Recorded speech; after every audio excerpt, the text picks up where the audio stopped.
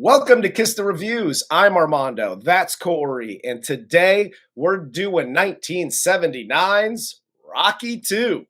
Before we get started, if you want to follow us on social media, you can follow us at Kiss the Reviews on Twitter, Instagram, and TikTok. And also, if you want to subscribe and follow us on Patreon for a bunch of extras, pre-show banter. It's only a couple of bucks. We have a couple of different tiers. We have 3 tiers to be specific. But our $10 tier, our tier 3 subscribers actually get KTR merch. So after 3 months of being a subscriber, you'll get the exclusive sticker, the exclusive mini print. After another 3 months, and then after another 3, we're at month 9, you get an Kiss the Reviews mug. And then at the end of the first year, you'll get a Kiss the Reviews t-shirt. Yeah, I've said it before. I'll say it again. Patreon, your money is going right back to you. Yeah, it really is. With just like the merch you guys have been asking for, events you guys have been asking for. And I feel like every time you say pre-show, I feel like I'm hearing pre-cum. And here's why. Because you can still get pregnant for pre-cum. And much like that, you can still laugh at the pre-show stuff. There are jokes built in. There are jokes that maybe carry over into the YouTube show that you might not otherwise get. So yeah, Patreon, the pre-show stuff, we'll still knock you up, kid. That's right. That's right. And the cool thing is with the Patreon, you'll get all the clips of the movies along with the regular show.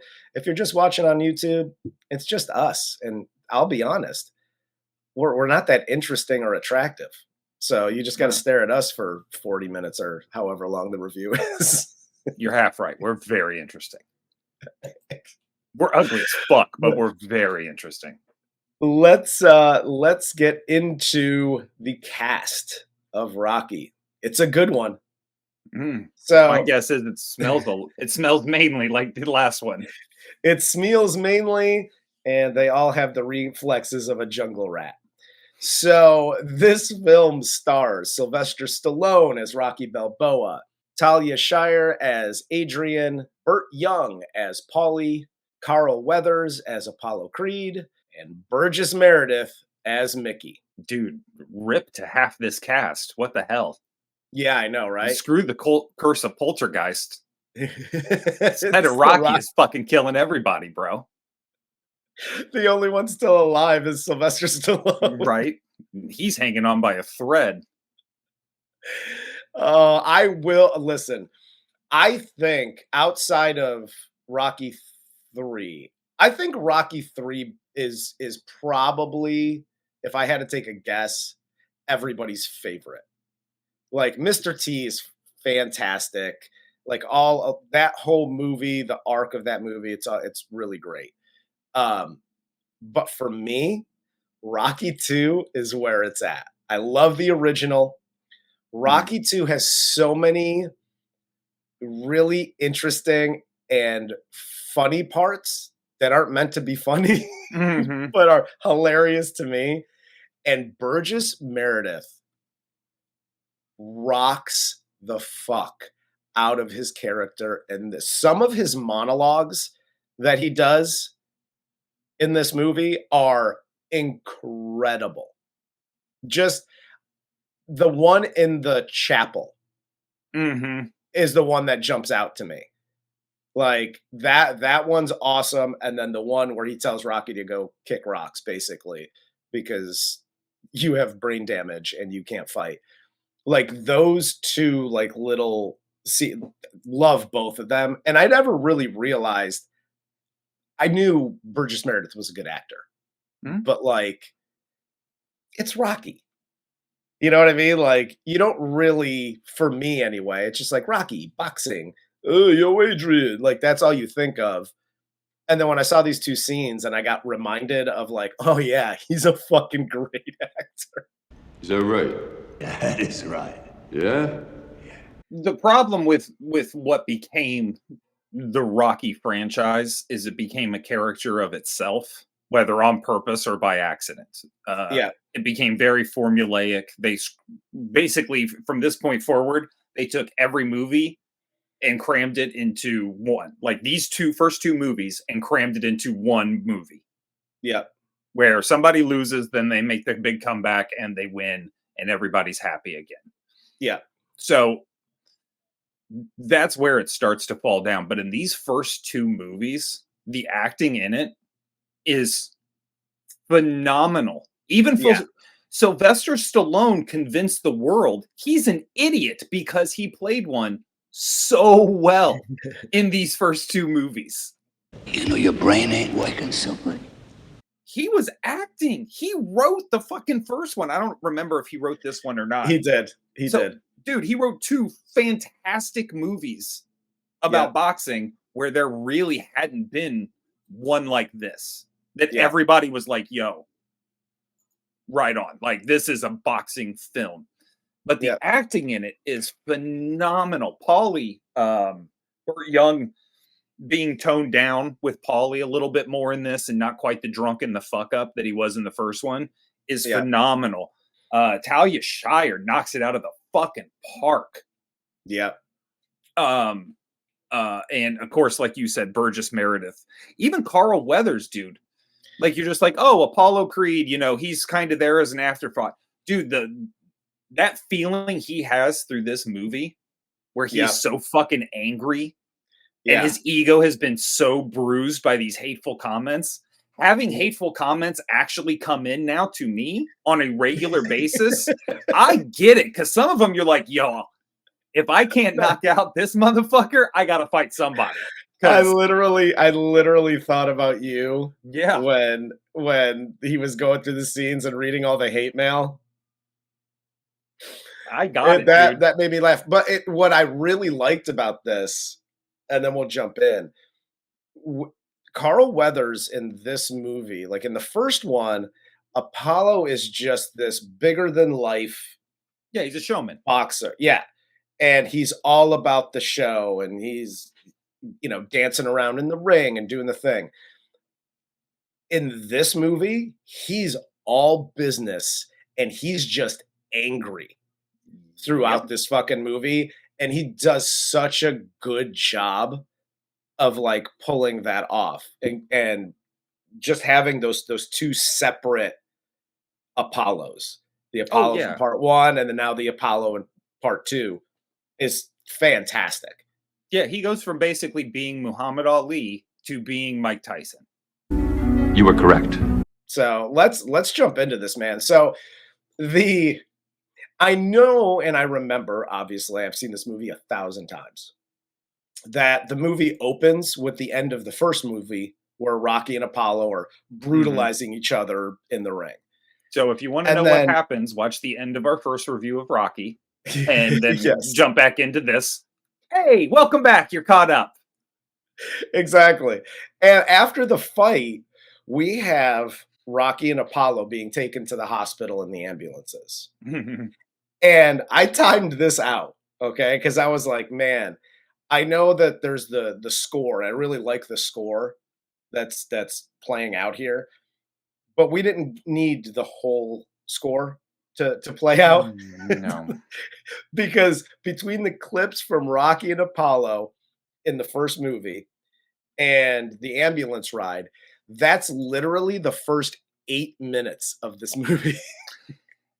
Yeah, my question was similar to this, which is like this whole sequence of the hospital is like, what the fuck is going on with healthcare in Philadelphia?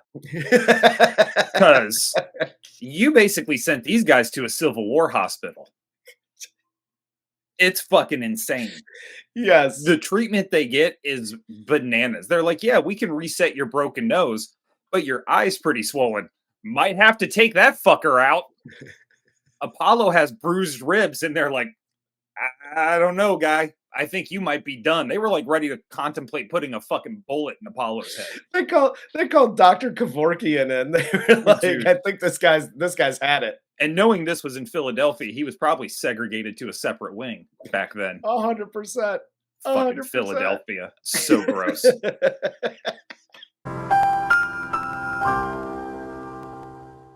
Well, moving on. When we get to the hospital, Go Birds. This is Go Birds. This is where the entire media on the planet is in the entranceway of the hospital. And Apollo shows up. He challenges Rocky to a rematch. Rocky declines. And my favorite line in this scene is because all the media, they descend on Rocky. He's the first one in. And they're like, "Oh, Rocky, do you feel you won the fight?" And he's all fucked up. And I think it's one of the lady reporters. She was like, do you think you have brain damage? And he goes, "I don't see any." Rocky, do you think you have brain damage? I don't see any. I love that line. That was a great Some line. of the one-liners that Stallone has in this movie are fucking fantastic. Oh, it's great. Making him punchy, like you said earlier, like the comedy, like that's obviously intentionally meant to be funny. But so much of the comedy in this movie is actually derived from him being dumb, which again is a tip of the cap to Sylvester Stallone in writing this character and creating this character and then actually playing that character. Because putting yourself out there, like I said, people thought this dude was a moron for years. Yeah. Because he did this so well. So like actually doing this, it's so dangerous, like writing a character like that for yourself. And hats off to him for pulling it off the way he did. Because it's he wrote phenomenal. He wrote, directed, and starred in this film. Amazing. That's just fucking amazing. Crazy. And what I like about this scene too, when we can move on, is when Apollo comes in, because they had said at the end of the thing, it was Apollo even who brings it up at the end of the first match. He says there's going to be no rematch. And Rocky's like, good, I don't want one. Right? Yeah. So when they get to the hospital, this is the first real time they've spoken. And Apollo's like, I want you again. I want you again. And Rocky's just like, is he serious? Like, what the fuck just happened?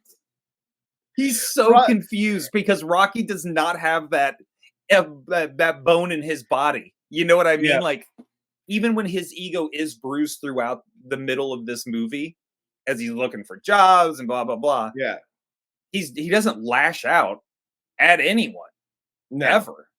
He doesn't like get bravado and I'm fucking Rocky Balboa. They're calling him the Italian chicken through half of this movie. He's just like, they're talking to somebody else, I think. No, he probably has him mixed up with somebody else. Come on. Rocky here, after he gets out of the hospital, right? Philadelphia healthcare aside, he gets out of later. he makes it back to the farm. I'm home, Ma. The war is over.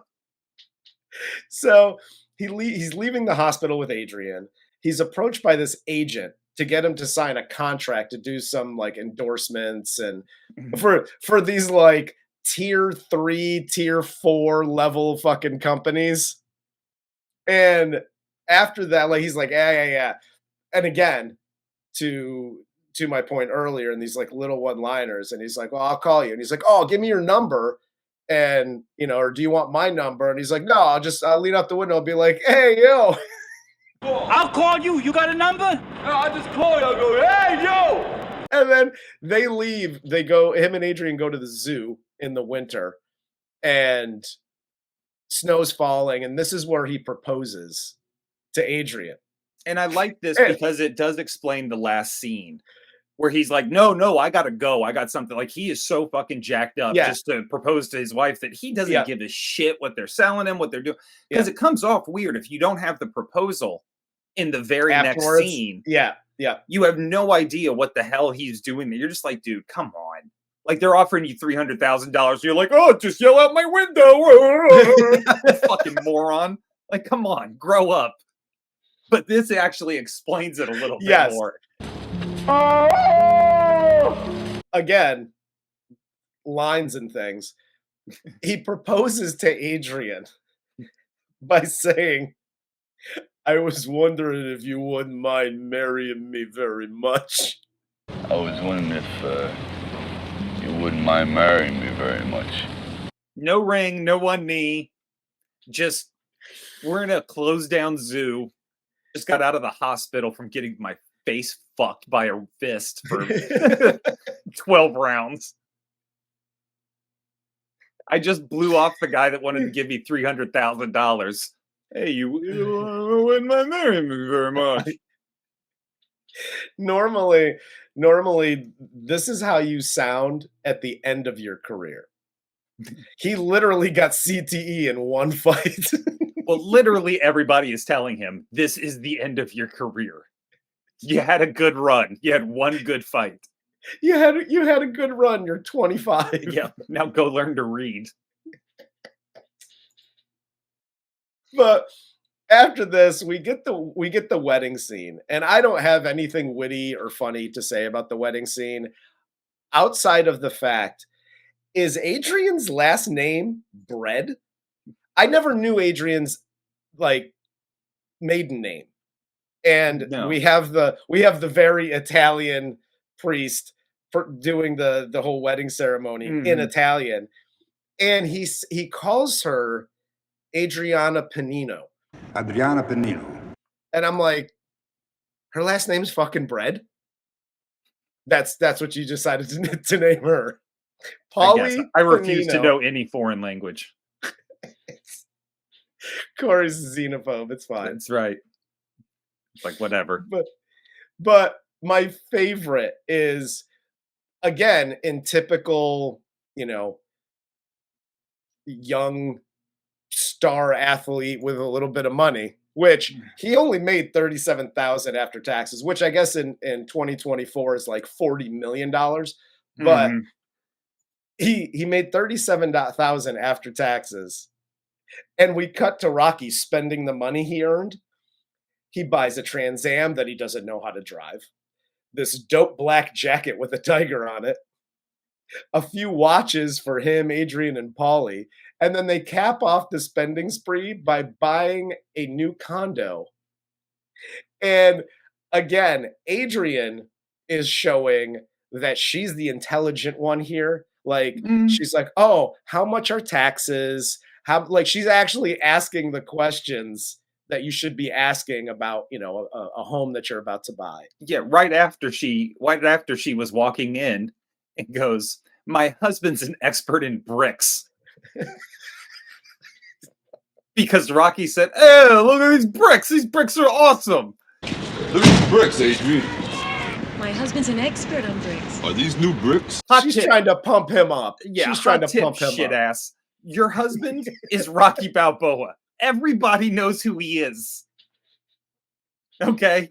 You don't have to try and let the realtor know you're talking to the Joe Anderson or whoever the fuck that guy is. No, not everybody knows who he is. Because later when he's interviewing for office jobs, the one guy goes, I read somewhere that you're a good fighter. What do you mean you read somewhere? It's 1979. The only thing people watch is boxing. Okay, I'm glad if you're a famous boxer, we know who the fuck you are. I'm glad you bring this up.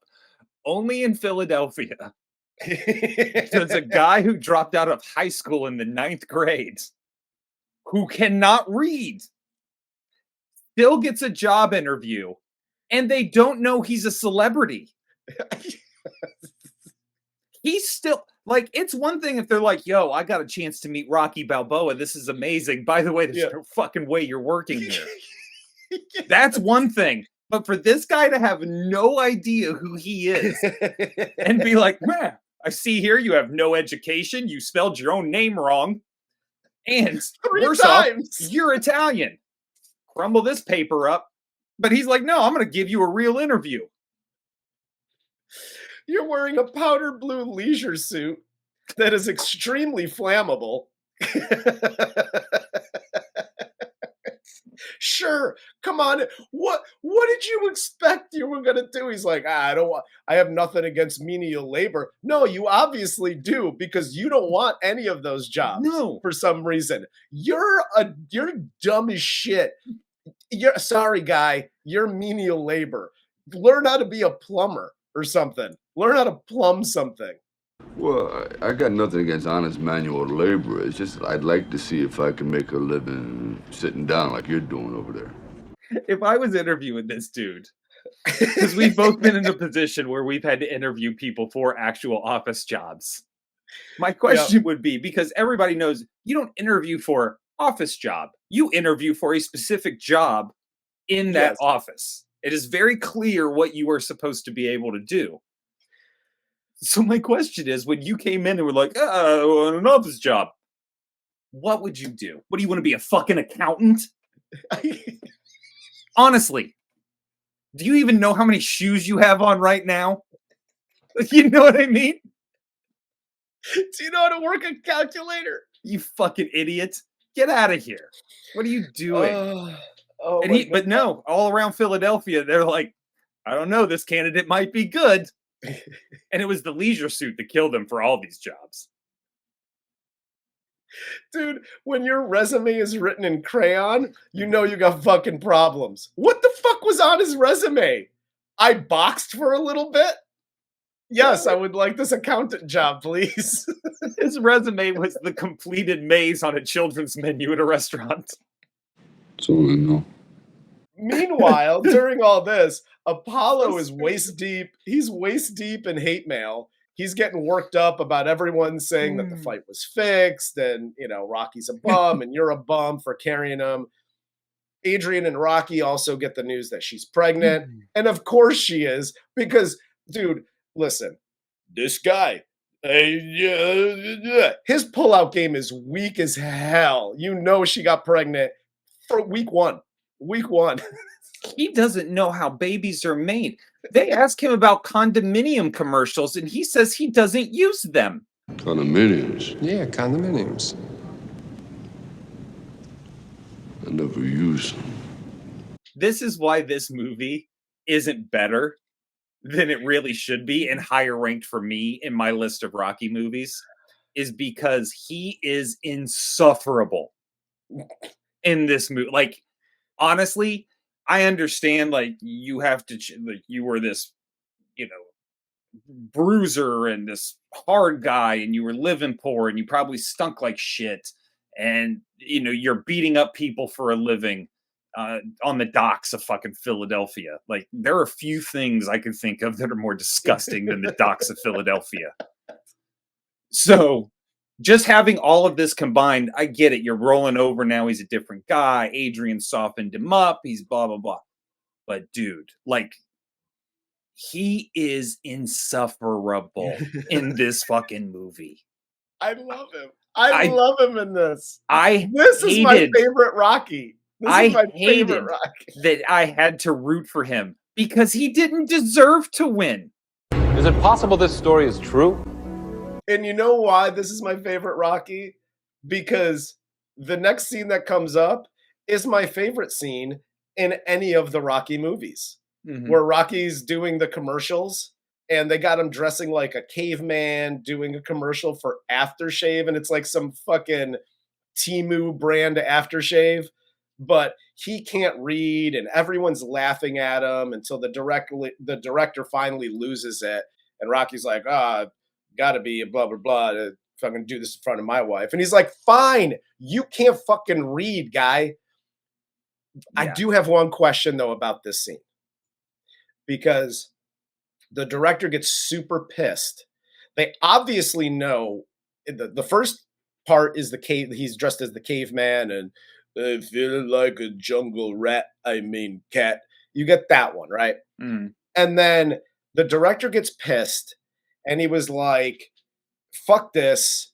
Let's get to a new set. Get him in a new costume.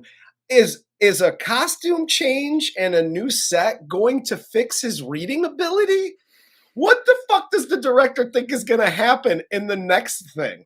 Cut! We're cutting this set. We're going to the alternate set. I can get it. You know, it's... Here's where my mind went with this, okay? Because this actually isn't Rocky's fault. It's not at all. Everybody knows what they're getting.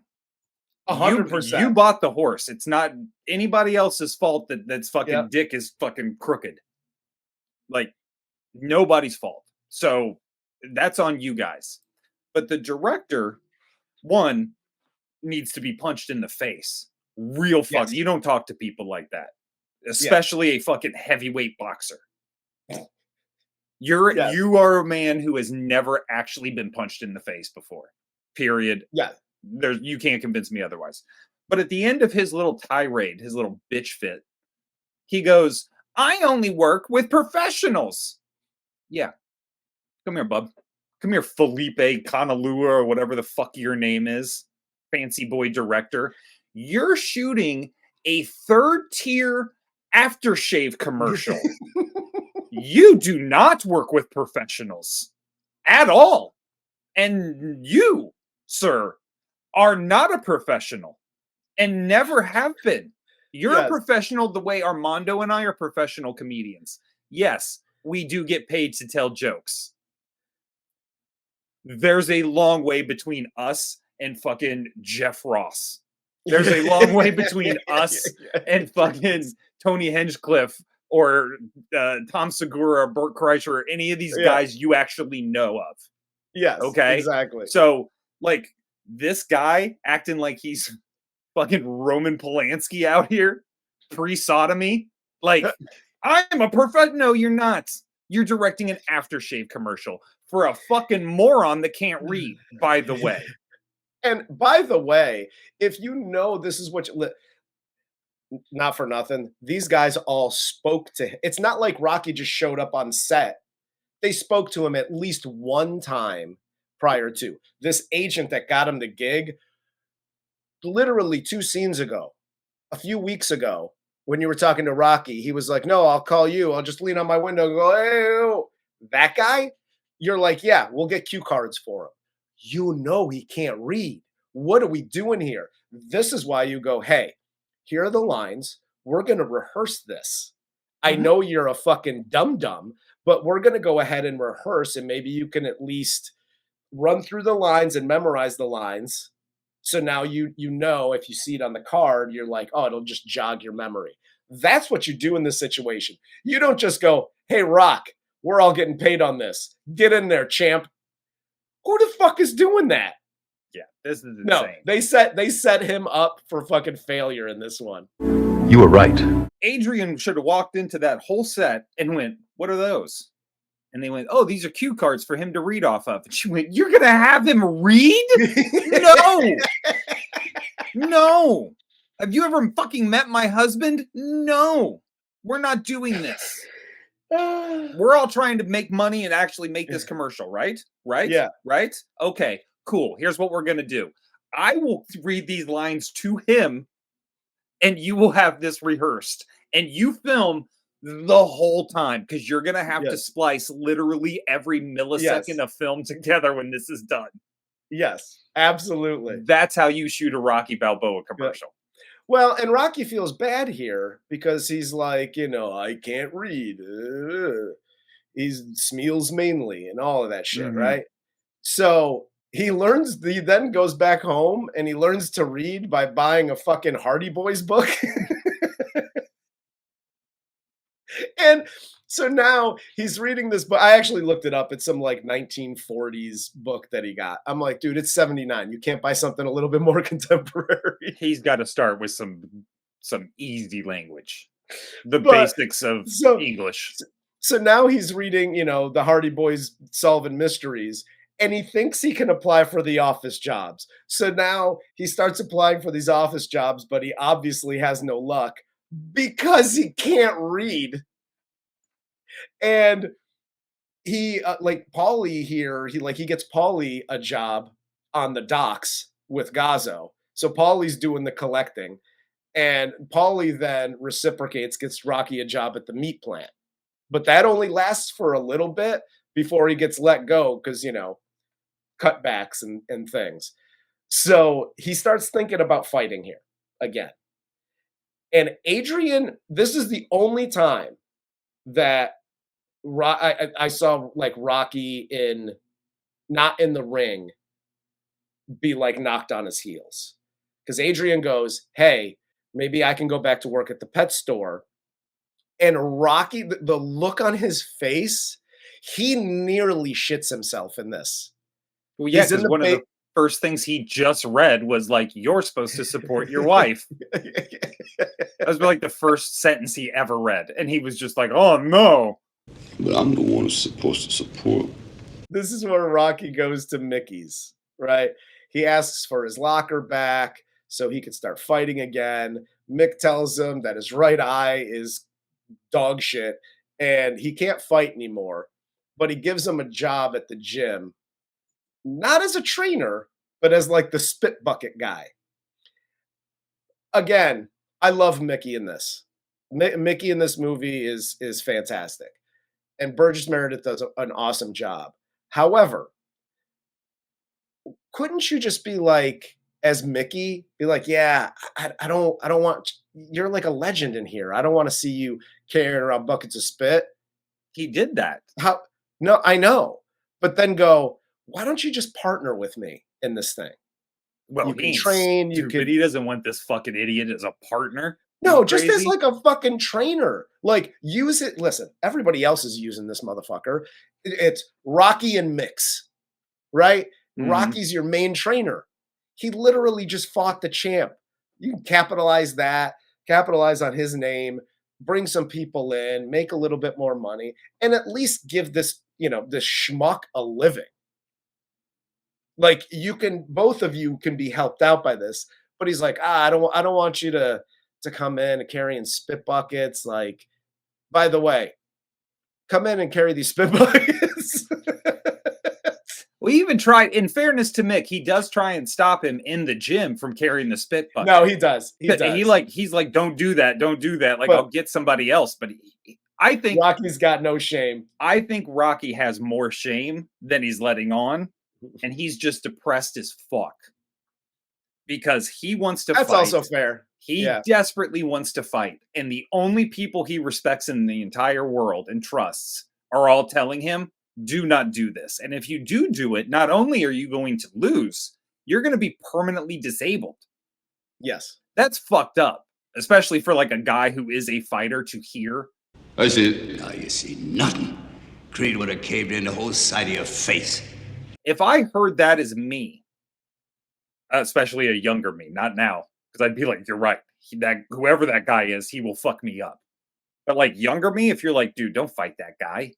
Like, he's going to fucking kill you. Just walk away. I'd be like, no, I can take him. That's just dude shit. That's called having testicles and not ever using a condominium. That's what that is. I never use them. Mm-mm. But this is where now we cut back to Apollo. He's already pissed about the hate mail, right? Mm-hmm. Now we see Apollo putting Rocky on blast, going on the offensive, taking out ads in the paper, and he finally puts him on blast with Brent Musburger on one of like the sports shows. Mickey sees it, Rocky sees it, Adrian hears it. Mickey goes to Rocky's house to get him back into the ring for the rematch. And Adrian doesn't want him to fight, but Rocky's like, hey, tough noogies, I got to get out of here. And he fucking takes off with Mick to start training. But he halfway crooks it. He does halfway crook it. This is what I mean how insufferable he is. Corey's Life Lessons. Hi, kids. Uncle Corey here. If you want to do something, and like this is who you are, right? You are a fighter. Adrian should not need to be in your fucking corner. Go fucking do it. That is who you are. She's either going to ride or she's going to fucking die. Those are the two fucking options for her. And if it wasn't for you, she'd have died in that fucking coma anyway. So let her fucking make her own decisions. She's the one with a baby now and a fucking job at a pet store. Good luck, lady. So. I digress. But anyway, that's not my point. His, like, I'm a fighter, this is what I do, and then being like, no, I feel like a Kentucky Fried Idiot. Yeah, because you're not even fucking trying. Either you are a fighter, or you're fucking not. Yep. Figure out who you are, and stop this halfway shit, because this is how you fuck up not only your life, but everybody else's life. Go back to the meat packing plant, and suck some dick until you can get a job. That's how the world works. 100%. And Mickey tells him as much. Mm-hmm. He was like, you're half-assing it right now, and you're a fucking bum. Because I'm too old to waste my time trying to train a no-good loser like you. And now you got Rocky and like Paulie coming in, and Paulie's like, my sister fucking with your head. Paulie ain't Like, stupid, bro. Oh no, not at all. A little bit of an animal, because he's like, yeah, just break her teeth. It's like, how about I talk to her first? Maybe try and reason with her before I just go slapping the fuck out of my wife. Like, I'm a heavyweight boxer, right? You were right. What I really liked about Mickey here, because they're watching when they start to train, they're watching the previous fight, and Mickey comes up with the idea to, hey, we're gonna have you fight right-handed instead of southpaw. One, it'll throw off Apollo, but two, we're trying to not let you go blind, so we need to protect that right eye. So we're going to have you fight right-handed, keep that eye away, and, yada, yada. So he actually comes up with a decent plan. And the shot of Mickey, like, why he's always eating fucking grapes is, like, beyond me. Or that's all oranges, he can afford. He's literally picking whatever food he can. He's foraging, basically, people's gardens in Philadelphia. But it's the reel to reel. So you got the light from the reel to reel, and he just steps into the light as he's, giving him the plan on how they're. Dude, it's such a great shot. I love this shot of him. Dude, Mickey's the best. Like, everybody talks about, like, who's your favorite coach in sports movies? And because he's not technically a coach, he's a trainer. Everybody leaves him out. Dude, it's Mickey. Mickey is he's the best. Dude, just the best. He has a line in this movie. You're going to be a greasy, fast Italian monster. You're going to eat lightning. You're going to crap thunder. There's no other coach or trainer in a sports movie that has a line like that. And only Burgess Meredith can deliver it like he delivers it. Period. Only Burgess Meredith can wear a chicken feather in a skull cap and go, speed! And look cool as fuck doing it. We need greasy, fast speed. This is where Adrian goes into the coma, because as Rocky struggles in training, Paulie goes to berate Adrian for forcing Rocky to train like shit because she doesn't want him to fight. And this forces her into premature labor. She slips into a coma, and Rocky then stops training to stay with Adrian. He reads to her. He writes her really bad poetry. And his poetry is so bad that it literally forces Adrian to come out of the coma. When she wakes up, she's like, yeah, dude, you should totally fight. Because you can't write poetry or read or do it. I think in the coma, she finally understands who Rocky really is. And he has zero skills at anything else. You were right. It's now back to training. Rocky's pumped. We get the old school training using a sledgehammer at a junkyard. Only 6 months late. Yeah, I know. Crouch walking with the tree trunk. And he finally catches the chicken. So now he's ready. So we finally get to the fight. Rocky takes his sweet ass time getting to the arena because he's chilling with his new kid, and then he's got to stop by Father Bapadaboopy at the church to get blessed before the fight. This is what I mean about insufferable, dude. Like, he's so like, you don't deserve to win. You don't care. You don't care. You're not a father. You're a stay-at-home dad now, and there is nothing wrong with that in any way, shape, or form. Unless you think you're a fighter. Then there's a big fucking problem with it. Oh my God. Literally, like, Burgess Meredith got there 3 days early. Like, he was there on like Tuesday night. Because he gives a fuck. And he's shitting himself as Rocky just like nonchalantly comes into the arena. He's like, hey, sorry, I had some things to do. I was running a little bit late. It's like, I don't know how to drive. You didn't. Your job is to show up one day out of like usually an eight month span. He says it in the goddamn. He says it in the press conference that they have. They're like, oh, what's it mean to you to fight in Philadelphia at the Forum? Well, it's only about 10 minutes from my house. 10 minutes from your house, and you're like hours late to get to the goddamn fight? In a Trans Am, you can't drive. And why is he driving it? Why doesn't Paulie take him?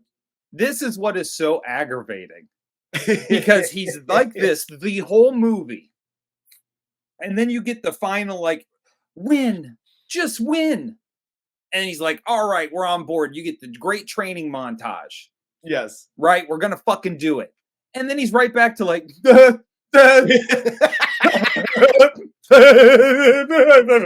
Why can't you ignore it?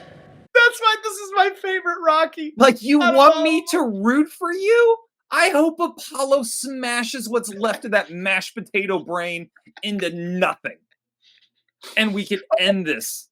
Just wait for, I mean, spoiler alert, he wins. I know this was 1979, but spoiler alert. And Adrian and the rest of his family loses. He does get his mashed potato brain smashed in this fight. He does. Jesus like Christ, the fight starts, and Apollo is all business. Rocky literally doesn't put up any protection because he doesn't believe in it. And Rocky gets massacred in this first round. It then heats up towards the end of the second round. We then get the typical Rocky fight where it's back and forth all the way through to the end. And the fight ends as Rocky throws, the big left hand. They both go down. They struggle to get up as the ref counts, but Rocky finally makes it to his feet as Apollo is counted out. Rocky wins the fight, and the race for quickest man to get CTE on national TV is also won by Rocky because Apollo beats the fucking brakes off of him during this goddamn fight. And I know this is a long-standing joke, but I still I have to ask, how good of a trainer is Mickey really, where he didn't teach Rocky to do this? Hit this, like when you put him up, you're getting swung on and you put him up, you're just trying to protect yourself. Rocky doesn't do this. In this fight, he does this. What are you, the fucking bushwhackers? That's your strategy to like, oh, he's swinging and I'm just going to I'm going to flail my arms to try to protect myself. You're one punch away from going blind. Just do this. Just put up one hand. Yeah, well, and I give Mickey credit because he does teach. The whole strategy for the fight is to protect his right fucking eye. Yes. That's why they're switching. He can keep his right hand up more, block that fucking eye. Great. You don't keep your hands up. Mickey taught you what to do, and you still don't listen. This whole movie, you don't listen. And yet it somehow, miraculously, at the end of this fucking barrage, this fucking epic beatdown of human flesh that would have been stopped in like round 6 today. Thank God for the 70s. It would have been stopped in the first round. Dude, Apollo destroyed. He fucked him up. But somehow, miraculously, after he wins and all this shit happens, I'm still happy for him. I am actually moved and like, fuck yeah.